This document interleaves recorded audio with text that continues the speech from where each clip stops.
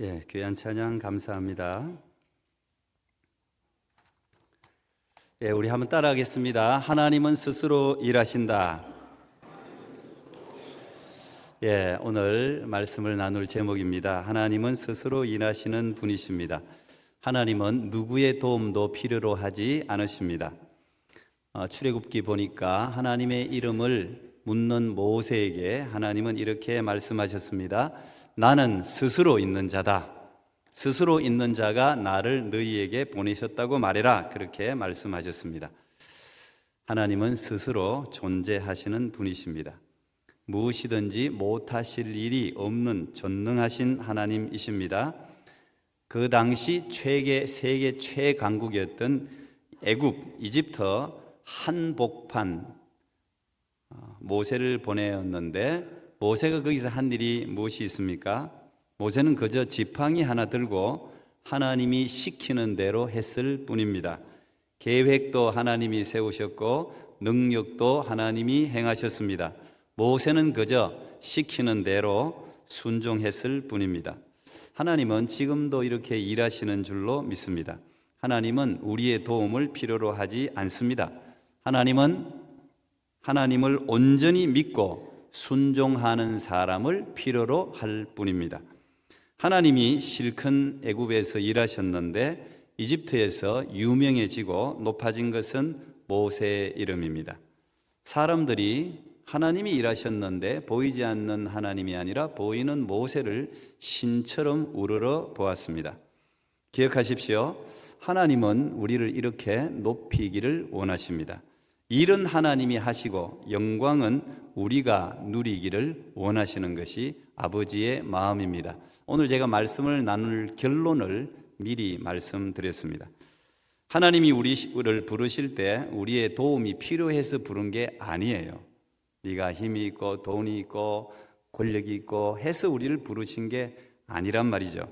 하나님은 우리를 그분의 영광에 동참시켜 그 영광을 맛보게 하시려고 우리를 하나님의 그 영광스러운 역사에 참여시켜 주는 거예요.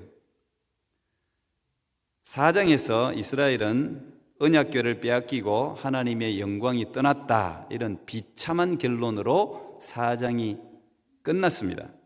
그런데 오늘 5장은 이스라엘은 끝났는데 하나님은 스스로 적진의 한복판에 혼자, 우리가 그냥 영화로 보면 혼자 비장한 각오를 가지고, 인간이라면 그렇겠죠, 혼자 들어가셔서 승리를 쟁취하고 계신 모습을 오늘 우리는 보게 됩니다.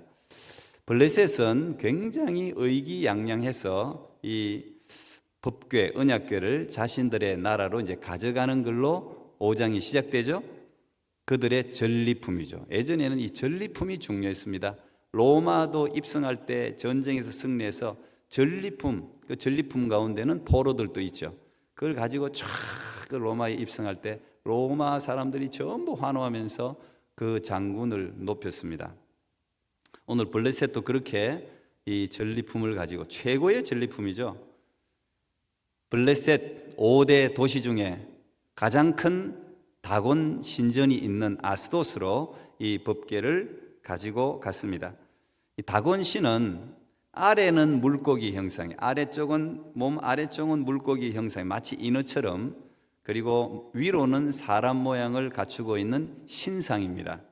그래서 학자들은 이 다곤은 풍요를 상징하는 해양신이다, 이렇게 말하는 사람도 있고, 어떤 사람은 풍요를 상징하는 농경신이다, 이렇게 말하기도 해요. 어쨌든 그 우가릿 고대 문헌이 있는데 그곳에서는 이 다곤신을 바알의 아버지라고 그렇게 기록해 놓고 있습니다. 블레셋에게 있어서 최고의 신인 거예요. 결국은 이 다곤은 이제 가나안 신이기도 하죠. 블레셋은 다신 종교를 믿는 그런 민족입니다. 고대 사회 대부분이 다신 종교, 말하자면 쉽게 이야기하면 혼합 종교죠. 이 신이나 저 신이나 뭐 어떤 신이든 다 이렇게 모시던 그런 민족이었습니다. 그 당시에 사실 유대 민족의 유일신 사상은 없던 사상이에요. 유일신, 굉장히 독특한 개념을 가진 그런 종교를 유대인들이 섬겼는데, 오늘날도 이 혼합 종교는 모든 세상 종교의 특징입니다. 부처든 마호메트든 예수님이든 공자든 아무 상관없어요. 내게 복을 주면 아무 상관없어요. 뭐든지 내게 복을 주기만 하면 돼. 여러 신들을 섬기는 사람들이 오늘날도 존재하죠. 블레셋도 마찬가지예요.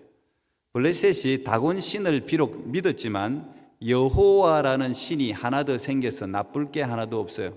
그래서 가지고 가는 거예요. 블레셋 사람들은 여호와라는 신을 어떻게 알고 있었습니까? 그 앞에 우리가 보면 언약궤가 들어올 때 블레셋이 겁을 먹었잖아요. 왜? 이미 소문을 들었지 않습니까? 블레셋도 패배시킨 이집트의 최강 군대를 무찌른 신이 여호와라는 신이었습니다. 블레셋은 그렇게 알고 있었어요. 그래서 힘을 내서 죽을 각오로 싸워서 전쟁에 승리를 하고 언약궤를 쟁취하지 않았습니까? 그러니까 막강한 신을 얻은 거예요. 그리고 최고의 전리품을 그들이 얻은 것입니다. 지난주에 저는 말씀 제목을 언약궤가 승리를 보장하지 않는다, 이렇게 제목으로 말씀을 나누었습니다. 이 하나님의 언약을 믿지 않는 언약궤는 그저 나무 괴짝에 불과할 뿐이라고 말씀드렸죠. 그건 그냥 부적이에요. 그냥 언약궤는 그냥 부적 같은 상징물에 불과하다 그랬습니다. 십자가조차도 예수님의 죽음과 부활이 존재하지 않는다면 그냥 나무 2개 붙인 나무 조각에 불과하다, 그런 말씀을 드렸습니다. 실제로 이 언약궤를 홈리와 비느하스라는 이 불량자들이 메고 전쟁에 승리할 것 같이 메고 갔지만 결과는 처참한 패배였지 않습니까? 언약궤를 들고 갔는데 그들은 언약궤를 부적처럼 사용한 거죠. 이거 들고 가면 무조건 승리할 거라고 했는데 하나님이 그들과 함께 하지 않았습니다. 그런데 오늘 우리가 5장에서 보면 놀라운 반전이 일어납니다. 아무런 능력을 발휘하지 않던 언약궤가 블레셋 땅에 딱 들어가자마자 놀라운 권능을 발휘하는 것입니다. 왜 그럴까요? 그래서 우리가 어느 한쪽으로만 우리 기울이면 잘 들어야 돼요.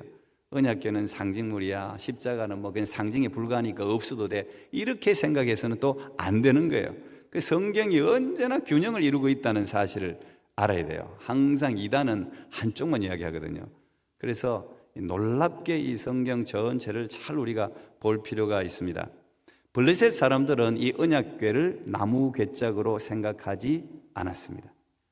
희한하게도 블레셋 사람들은 이 언약궤 법궤를 여호와로 여겼습니다.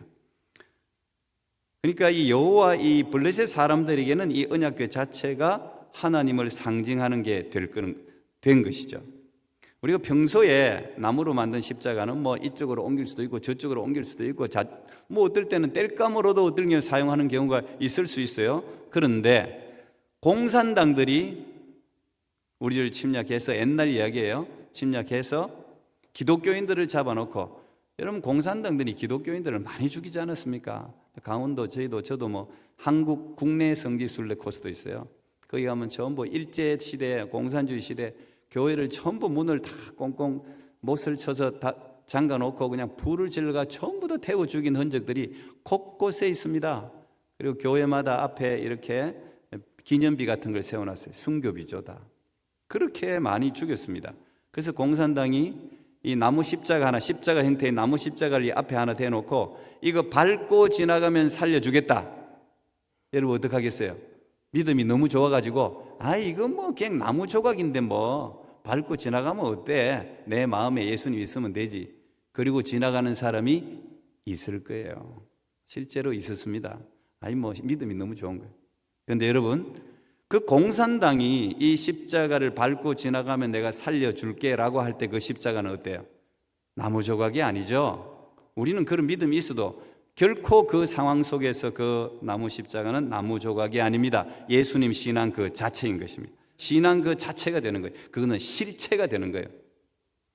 마치 우리가 전쟁을 하면 우크라이나, 러시아도 마찬가지입니다만 어느 지역을 점령하면 제일 먼저 하는 게 뭐예요?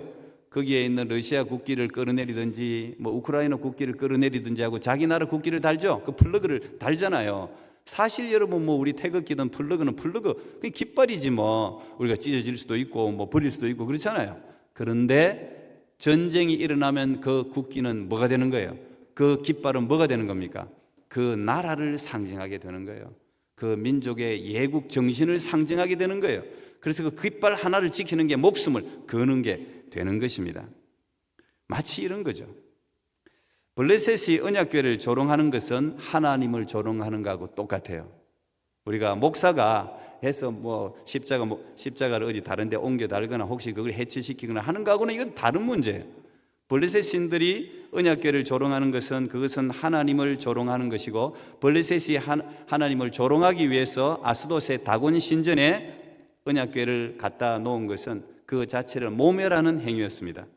그래서 하나님이 스스로 역사하기 시작한 거죠. 첫날 밤이 지났을 때 그 다음날 갔더니 어떻게 됐습니까? 다곤 신상이 언약궤 앞에 엎어져 있습니다. 이게 우연히 일어난 일이겠습니까? 하나님이 그렇게 한 거죠. 이렇게 다곤신 언약궤 앞에 딱 절을 하듯이 엎드러졌다는 이 원래 단어, 히브리어 단어는 신 앞에 경배할 때 사용하는 단어예요.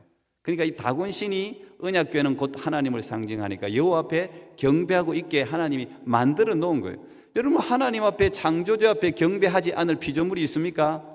모든 신들은 그 앞에 경배해야 되죠. 그래서 하나님이 아예 엎어지게 만들어 놓은 거예요. 근데 블레셋인들이 들어왔을 때 이게 왜 넘어져 있지? 그들은 깨닫지 못했습니다. 분명히 다곤 신전 같은 걸 세울 때 안 넘어지도록 잘 고정할 거 아닙니까? 그런데 이게 넘어져 있는데도 그들은 우연히 넘어졌다고 생각했습니다. 그리고 그 다곤 신을 새로 세워 놓았습니다. 이게 참 웃기는 일이죠. 사람이 이렇게 어리석습니다. 스스로 일어서지도 못하는 우상을 향해서 절하고 있는 거예요. 스스로 못 일어나잖아요. 지금 다곤은 사람들이 잘 세워줘야 서 있을 수 있는 사람이 만든 존재입니다. 시편 135편 15절부터 18절까지 보니까 열국의 우상은 은금이요 사람의 손으로 만든 것이라. 입이 있어도 말하지 못하며 눈이 있어도 보지 못하며 귀가 있어도 듣지 못하며 그들의 입에는 아무 호흡도 없나니 그것을 만든 자와 그것을 의지하는 자는 다 그것과 같으리로다. 그렇게 기록하고 있습니다. 자, 이렇게 블레셋인들이 깨닫지 못하자 하나님이 그 다음날, 하룻밤이 더 지났습니다. 그 다음날 갔더니 하나님이 다곤신을 박살을 내놓았습니다. 하나님은 깨닫지 못하는 자에게 더 강한 심판을 내려서 깨닫게 하시는데 목적이 있는 거예요. 이번에는 머리와 두 손목이 끊어졌습니다. 그리고 몸통만 남아 있습니다. 여러분, 머리는 뭘 상징해요? 생각, 지혜 이런 걸 상징하는 거예요. 손목은 뭘 상징합니까? 이건 활동, 능력을 상징하는 거예요. 일하는 능력. 다시 말하면 머리와 손목이 끊어졌다는 이야기는 이건 생각도 못하고 아무런 능력도 베풀지 못하는 존재다, 이걸 알려주는 겁니다. 기억하십시오. 하나님은 자신의 영광을 결코 우상에게 빼앗기는 분이 아니십니다. 비록 그들이 언약궤를 이스라엘에게서 힘으로 빼앗아 왔다 할지라도 하나님은 스스로 자기의 영광을 일으켜 세우는 것입니다. 하나님은 우상을 숭배하는 자를 경멸합니다. 10계명의 첫 번째, 두 번째가 뭡니까? 지금도 유효한 계명이에요. 출애굽기 20장 3절부터 5절까지 우리 다 같이 한번 읽어봐요. 너는 나 외에는 다른 신들을 네게 두지 말라. 너를 위하여 새긴 우상을 만들지 말고 또 위로 하늘에 있는 것이나 아래로 땅에 있는 것이나 땅 아래 물속에 있는 것에 어떤 형상도 만들지 말며 그것들에게 절하지 말며 그것들을 섬기지 말라. 나 네 하나님 여호와는 질투하는 하나님이다. 10계명의 첫 번째와 두 번째 가장 중요한 계명입니다. 근데 참 이상해요. 과거나 지금이나 세상은요 자꾸 기독교인들의 머리를 숙이게 만들고 싶어요. 자꾸 절하라는 거야. 사탄도 예수님 앞에 찾아와서 세 가지 시험을 하는데 마지막 시험이 뭐였습니까? 나한테 절하면 하라는 거예요. 나한테 절하면 내가 천하 만국의 영광을 다 네게 주겠다는 거 아닙니까? 자꾸 우리 이 기독교인들, 믿음을 가진 사람에게 세상의 신, 사단, 마귀, 세상은요 항상 우리가 머리 숙일 걸 요구해요. 공산주의 치하에 우리가 있어봤죠. 일제 치하에 우리가 있어봤죠. 어제가 3.1절 아니었습니까? 전부 다 기독교인들에게 절할 걸 요구했습니다. 성경에도 바벨론 느부갓네살 왕도 똑같이 그랬습니다. 두루 평지에 자기의 형상을 닮은 큰 신상을 세우고는 전부 다 절하라는 거예요. 다 절하라는 거예요. 그런데 다니엘과 세 친구는 절하지 않았습니다. 그게 기독교인들에게는 가장 큰 시험이에요. 하나님이 사람이 만든 신상에게 절하지 말라고 분명히 명령을 하고 있으니까 엄청난 그게 시험이 되고, 그것 때문에 순교한 사람이 한두 명이 아닙니다. 그때도 마찬가지였습니다. 다니엘의 세 친구들은 거부했습니다. 목숨을 걸고 거부했습니다. 고개 한번 숙이는 게 뭐라고 우리 그렇게 생각할 수 있잖아요. 신사 참배한 사람들이 얼마나 많았습니까? 근데 이게 고개 한번 숙이는 게 아니지 않습니까? 이게 자신의 주인을 바꾸는 일이에요. 하나님을 배신하는 행위죠. 아시다시피 이 다니엘의 세 친구가 불 속에 던져졌지만 하나님은 그들과 함께 해서 머리카락 한 올도 타지 않게 보호해 주셨습니다. 로마 황제 시대, 로마 시대도 마찬가지였어요. 이상하게 사람들은 자기가 신이 되기를 원해요. 항상 자기가 경배받기를 원해요. 로마 황제들도 자기 형상을 만들어서 사람들에게 황제 숭배를 강요했습니다. 그래서 수많은 기독교인들이 로마 원형 경기장에서 사자의 밥이 되기도 하고 나무에 묶여서 화형을 당하기도 했습니다. 수많은 사람들이 이 그냥 절 한번 하면 되는 걸 가지고 그걸 거부하고 순교를 택했습니다. 왜 그랬을까요? 이 세상이 다가 아니니까 그렇죠. 이 세상이 다가 아니니까. 우리의 영혼을 살리고 우리의 영생을 주시는 분은 하나님밖에 없다. 우리의 진정한 왕은 하나님밖에 없다는 걸 알았기 때문에 그들이 자신의 목숨을 던져서 배교 행위를 하지 않은 것 아닙니까? 하나님은 자신의 영광을 결코 우상에게 빼앗기는 걸 싫어하십니다. 이사야 42장 8절에 보니까 나는 여호와이니 이는 내 이름이라. 나는 내 영광을 다른 자에게 내 찬송을 우상에게 주지 아니하리라 그랬습니다. 그래서 지금도 하나님은 자신의 이름을 위하여, 자신의 영광을 위하여 일하는 자들과 함께 하시는 거예요. 자신의 이름을 존귀하게 여기는 자들과 하나님이 함께 하는 거예요. 그래서 선교사님들을 굳세게 붙들고 전도자들을 붙들고 그들에게 은혜를 주시고 능력을 부어 주시는 거예요. 그를 통해서 자신의 영광을 나타내기를 원하시는 겁니다. 그래서 예수님도 12 제자를 파송하실 때 그냥 파송하시지 않았잖아요. 그들에게 귀신을 내쫓고 병든 자를 고치는 권능을 주셨잖아요. 그리고 자기도 그와 함께 계셨지 않습니까? 왜요? 그들은 하나님의 메신저, 그리스도의 엠베스, 대사들이었기 때문에 그래요. 그들은 곧 하나님 자신을 나타내는 사람이었기 때문에 하나님이 함께 할 수밖에 없었던 것입니다. 그런데 사람들은 참 미련합니다. 지금이나 그때나 참 어리석습니다. 다곤이 그렇게 처참하게 무너진 것을 봤으면 돌았어야 되지 않습니까? 신을 바꿔야 되잖아요. 그런데 블레셋 사람들은 다곤 신의 머리가 부딪혀서 깨어진 그 문지방을 오히려 또 숭배하기 시작했어요. 다곤의 머리가 문지방에 딱 부딪혀서 잘렸기 때문에 이 문지방이 더 힘이 세고 신령하다고 생각했어요. 그리고 그 문지방을 숭배한 거예요. 아무도 그 시대까지 오늘까지 문지방을 밟지 않았다 그러죠. 우리도 좀 그런 거 있잖아요. 한국 사람들도 문지방 밟지 말고, 문지방 귀신 때문에 그렇거든요. 예. 문지방을 뭐 밟히면 또 안 되겠지만 뭐 아무 상관이 없는 거죠. 근데 지금 그때는 지금이랑 똑같은 거예요. 미련한 자의 가장 큰 특징은 깨닫지 못한다는 것입니다. 아무리 말해주고 보여줘도 들려줘도 깨닫지 못하는 사람을 잠언은 어리석은 자라고 부릅니다. 마치 불나방이 자기 친구들이 불을 보고 뛰어들어서 다 타 죽는 걸 보는데도 불나방은 또 불로 자기 몸을 집어 던져서 자기도 죽는 거예요. 그래서 우리가 정말 지혜를 달라고 기도해야 될 것 같아요. 지혜를, 하나님 내가 지혜를 주십시오. 이 지혜라는 게 분별력이고, 지혜라는 게 예수 그리스도를 아는 게 지혜고, 그래서 지혜가 있어야 될 것 같아요. 하나님은 블레셋이 깨닫지 못하자 더 큰 심판을 내리셨습니다. 오늘 6절 보니까 여호와의 손이 독종의 재앙으로 아스돗과 그 지경을 쳐서 망하게 했다 그랬습니다. 이제 이 어떤 학자들은 독종을 치질로 보는 학자도 있어요.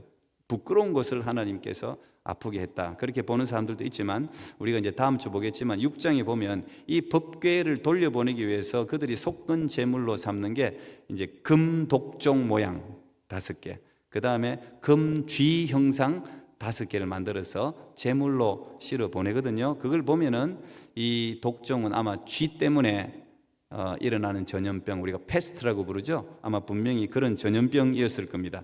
이게 삽시간이 전염병이 무섭지 않습니까? 우리가 지금 너무 많이 경험하고 있잖아요. 지금 우리 교회도 이제 독감 때문에 고생하시는 분들이 많이 있는데, 오늘도 그래서 못 나오시는 분들도 있는데, 이게 참 전염병 무섭습니다. 하나님이 살려줘서 그렇지 죽이려면요 삽시간에 금방 죽여요. 애굽에도 똑같은 독종이 재앙으로 내렸잖아요. 그때 하나님이 그런 이야기를 하셨어요. 출애굽기 9장인가 그게. 내가 너희들을 단숨에 전염병으로 죽일 수 있지만 살려준다는 거예요. 왜? 내 이름을 세상에 전파하고 나를 나타내기 위해서 너희들 보고 알아라고 내가 한꺼번에 죽이지 않는다는 말이 있거든요. 마찬가지 얘기도. 이 사람은 자기 몸이 상하고 피해를 봐야 그때 조금 정신을 차리는 것 같아요. 7절에 보면 그제서야 도무지 인정하기 싫었던 하나님의 존재를 그들이 인정하기 시작합니다. 여호와의 손이, 이렇게 이제 자기들 표현해요. 여호와의 손이 우리와 우리 신 다곤을 친다, 그렇게 스스로 고백을 하고 있습니다. 그리고는 이제 비상총회죠. 비상총회를 개최해서 야 이거 큰일 났다, 어떻게 하냐. 그래서 이 법궤를 가드라는 곳으로, 여러분 나중에 지도를 보시면 아는데 이 아스돗은 저 해안가 지중해 쪽에 있고요, 가드는 조금 이제 한 20-30km 떨어져서 있습니다. 9절에는 그래서 법궤를 가드로 옮깁니다. 근데 이 가드라는 곳이 어떤 곳입니까? 이게 골리앗 고향이에요. 골리앗의 아우도 라흠이라고 해서 자이언트입니다. 거인이었어요. 그러니까 거인들이 사는 동네예요. 그러니까 블레셋에서 가장 강한 사람들이 사는 동네예요. 그러니까 이 강한 사람들이니까 이걸 이길 수 있지 않겠나, 아마 그렇게 결정을 했던 것 같습니다. 그런데 오늘 9절에 보니까 여호와의 손이 독종으로 작은 자나 큰 자나, 아마 이 가드에는 난장이도 있고 거인들도 같이 살았던 것 같아요. 근데 이 독종은 작은 자나 큰 자나 다 쳤다, 이렇게 기록을 하고 있습니다. 오히려 가드에 더 큰 환란이 일어났습니다. 그러니까 이 가드 사람들도 감당이 안 돼 난리가 났습니다. 그래서 이 법궤를 에그론이라고, 그거보다 조금 위쪽으로 보냅니다. 근데 이 법궤에 대한 소문이 금방 퍼지지 않습니까? 에그론 사람들이 난리가 났습니다. 아니 우리를 다 죽이려고 왜 그 법궤를 우리한테 보냈느냐고 했지만 총회에서 정한 거니까 어쩔 수 없이 받아들였는데, 독종이 역시 창굴에서 수많은 사람들이 고통을 받았습니다. 오늘 마지막 여러분 12절에 보면 이렇게 표현되어져 있습니다. 성읍의 부르짖음이 하늘에 사무쳤다. 얼마나 이 독종으로 인한 전염병이 그냥 득세를 하고 죽기도 하고 그냥 고통을 당했는지 막 그 원성이 하늘에 사무칠 정도였다는 것입니다. 자, 이제 제가 한번 이렇게 생각을 해보는 겁니다. 블레셋을 향해서 하나님이 진노하셨습니다. 왜? 언약궤는 자신을 상징하는 거였는데 그 언약궤를 조롱했지 않습니까? 그래서 하나님이 직접 자신의 영광을 취하시면서 일하셨어요. 이건 블레셋에 대한 심판일 수도 있지만 거꾸로 이 블레셋을 향한 구원의 기회를 제공한 것이라고 생각해 볼 수도 있지 않을까, 저는 그런 생각을 해보았습니다. 가장 안 좋은 심판은 뭡니까? 무관심이에요. 신학적인 표현으로 유기라고 표현합니다. 내버려둠. 제일 안 좋은 교육이 그거예요. 제일 안 좋은 심판, 그건 내버려두는 거. 그런데 하나님은 이들을 심판으로 가르쳤잖아요. 다곤 신 목을 부러뜨리고 팔목을 부러뜨리고 독종을 일으켜서 내가 하나님이다, 내가 하나님이다. 다곤이 하나님이 아니라 내가 진정한 하나님이라는 걸 보여주셨잖아요. 그리고 그들도 그것을 인정하지 않았습니까? 그러면 그들에게 기회가 주어진 거 아닙니까? 그들의 신을 바꿀 기회. 눈으로 봤잖아요. 몸으로 당했지 않습니까?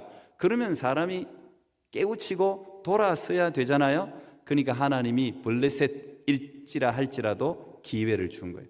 구원을 받을 수 있는 기회를 준 겁니다. 그들은 돌이켜야 했습니다.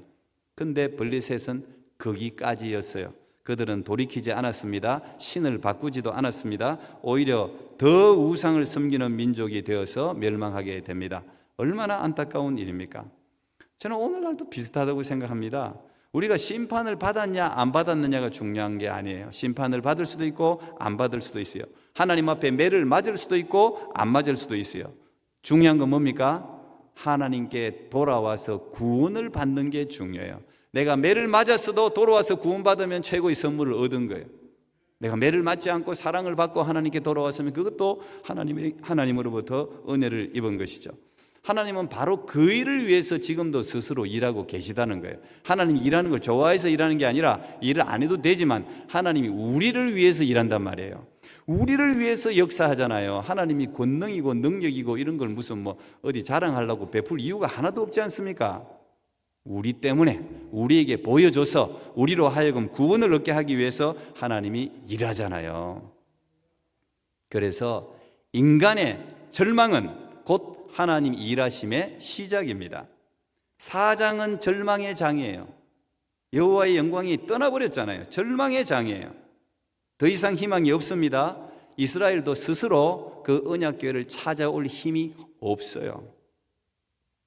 요즘 복음성가 많이 부르던데 날이 저물어 갈 때 빈손으로 걸을 때 그다음 뭐예요? 그때가 하나님의 때 그다음이 내 힘으로 안 될 때 빈손으로 걸을 때 내가 고백해 여호와 이래 내 힘으로 아무것도 없고 할 수 없을 때 그때 하나님이 준비하심을 만나게 되는 겁니다. 하나님이 참 이상하게 그렇게 일을 하시더라고요. 주가 일하시네 주가 일하시네. 하나님은 우리 빈손이 되었을 때 우리가 절망 가운데 있을 때 그때 일하기 시작하시는 거예요. 제가 이제 3.1절이고 해서 대한민국의 역사를 우리 근대사죠. 가만히 한번 생각해 보니까 딱 이런 은혜를 입은 나라가 대한민국이에요. 일제 치하에 있을 때 조선은 아무런 힘이 없었습니다. 스스로 독립을 쟁취할 힘이 없었어요. 3.1절에 대한독립 만세를 불러봤지만 전부 일제의 총칼에 다 맞아서 쓰러질 뿐이었어요. 물론 이 조선이라는 나라가 있습니다 하고 몸부림치면서 세상에 알린 계기는 되었지만 스스로 독립할 수 없는 나라였습니다. 수많은 독립투사들이 곳곳에서 애국 활동을 했지만 그것으로 국권을 되찾을 수는 없는 일이었습니다. 그런데 어떤 일이 일어났습니까? 미국이 일본 히로시마에 원자폭탄을 터뜨림으로 말미암아 일본이 저절로 스스로 항복하고 나옴으로 말미암아 우리가 해방이 되지 않았습니까? 북한이 남침했을 때도 똑같습니다. 우리는 아무런 힘이 없었습니다. 갑자기 남침을 했으니까 그냥 밀려갖고 저 부산까지 밀려가지 않았습니까? 나라를 찾을 힘이 존재하지 않았습니다. 그런데 유엔 연합군 16개국이 참전을 하고 메가드 장군 같은 위대한 장군을 하나님이 보내셔서 천재적인 전략으로 국가를 되찾을 수 있었습니다. 세상 사람들이 어떻게 평가하든 간에 이건 절대적인 하나님의 은혜예요. 하나님이 대한민국을 위해서 일하신 것입니다. 아멘 안 하세요? 안 그러면 여러분 여기 없어요. 캐나다 무슨 이민은 무슨 이민이 없어요. 이건요 진짜 이게 여러분들이 하나님의 섭리라는 다음 주에 이제 제가 우연인가 하나님의 섭리인가 제목으로 말씀을 나눌 텐데 우연이 아닙니다. 어떻게 여러분 우연일 수가 있습니까? 대한민국을 사랑하는 하나님의 섭리, 일제 치하 가운데서도 공산주의 치하 가운데서도 하나님이 전 세계를 움직이셔서 하나님이 도우신 거예요. 무슨 우리가 힘이 있어서 독립을 하고 국권을 되찾았습니까? 아무런 힘도 없었어요. 하나님의 은혜로 미국의 대통령이 엄청난 결정을 한 거잖아요. 하나님의 은혜로. 지금도 하나님은 스스로 일하십니다. 기억하십시오. 내가 아무런 힘이 없다고 하나님의 역사가 멈추는 게 아닙니다. 나의 끝이 하나님의 끝이 될 수가 없어요. 이스라엘의 절망이 하나님의 절망이 될 수는 없는 것입니다. 여러분 이 언약궤의 결론이 어떻게 나시는지 아십니까? 오늘 맛보기 다음 주 설교할 거지만 6장에 이렇게 언약궤의 결론이 기록되어져 있습니다. 이 언약궤 이동 이건 굉장히 신학적으로도 중요하거든요. 이 언약궤 이스라엘이 힘이 있어서 되찾은 게 아닙니다. 힘이 없어서 빼앗긴 이 법궤를 이 블레셋 사람들이 7달 동안 어쨌든 간에 한번 가지고 있어 보려고 노력을 합니다. 7달 동안. 그냥 7달 동안 블레셋 5개 도시가 완전히 죽을 판이에요. 전부 다 그냥 깨어지고 사람들 죽고 난리가 났습니다. 그러니까 도무지 안 되니까 7달이 지나서 그들이 그 블레셋의 점쟁이들 학자들 다 불러갖고 머리를 짜서 한 결과 돌려보내라. 원래 있는 대로 안 돌려보내면 우리 완전히 다 작살난다. 돌려보내라. 근데 그냥 돌려보내면 안 된다. 재물을 넣어서 돌려보내야 된다. 이래가지고 어쨌든 이래 다음 주에 제가 말씀 나눌 거니까요. 그래서 어쨌든 법궤가 쭉 가는데 이스라엘에게 그렇게 힘으로 빼앗은 법궤를 제발 받아 주시옵소서 하면서 돌려줬습니다. 선물까지 다 넣어서 돌려줬습니다.